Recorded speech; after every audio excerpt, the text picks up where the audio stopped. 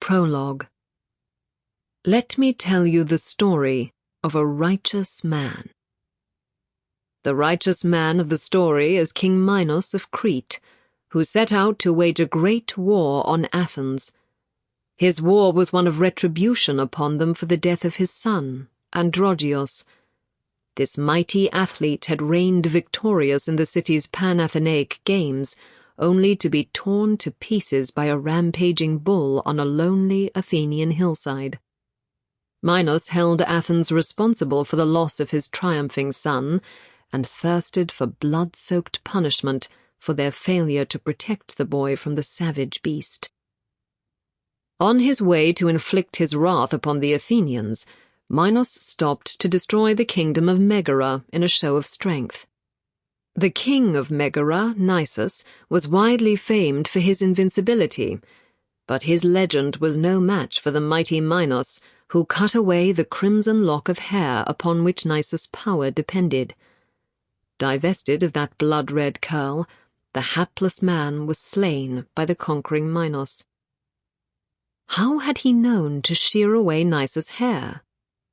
Minos would cheerfully recount to me how the king's daughter, the beautiful Princess Scylla, had fallen wildly and helplessly in love with him. As she murmured her sweet promises into his receptive ear, telling of how she would gladly give up her home and family in exchange for his love, she let slip the key to her father's ruin.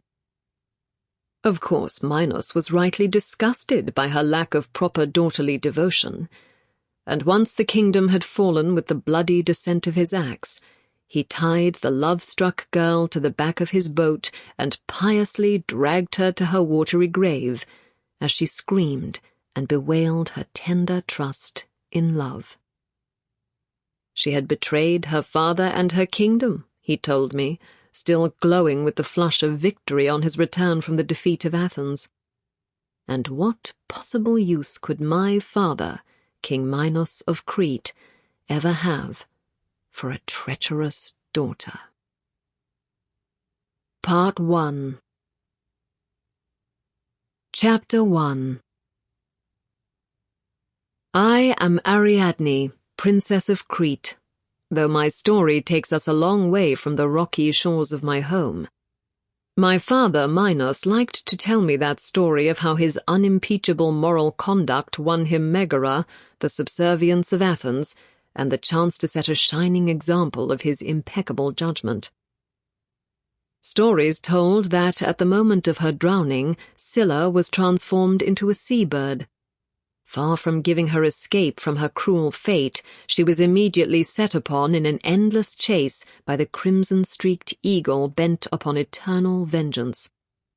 I could well believe the truth of it, for the gods did enjoy a prolonged spectacle of pain. But when I thought of Scylla, I thought of the foolish and all-too-human girl, gasping for breath amid the froth of waves churning in the wake of my father's boat.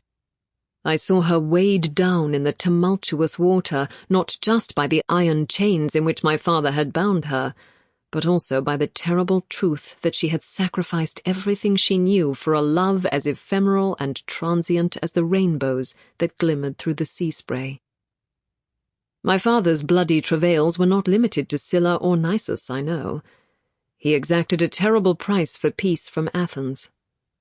Zeus, the all-powerful and ferocious ruler of the gods, enjoyed strength in mortals and granted his favored Minos the boon of a terrible plague that rolled across Athens in a storm of disease, agony, death, and grief.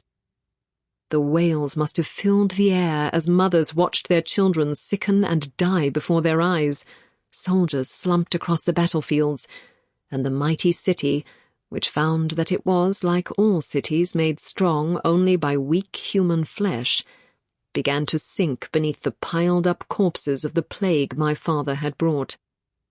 They had no choice but to accede to his demands.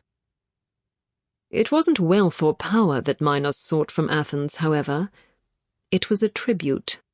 7 Athenian youths and 7 Athenian maidens brought every year across the waves to Crete to sate the appetite of the monstrosity that had threatened to shatter my family with shame, but instead had elevated us to the status of legends.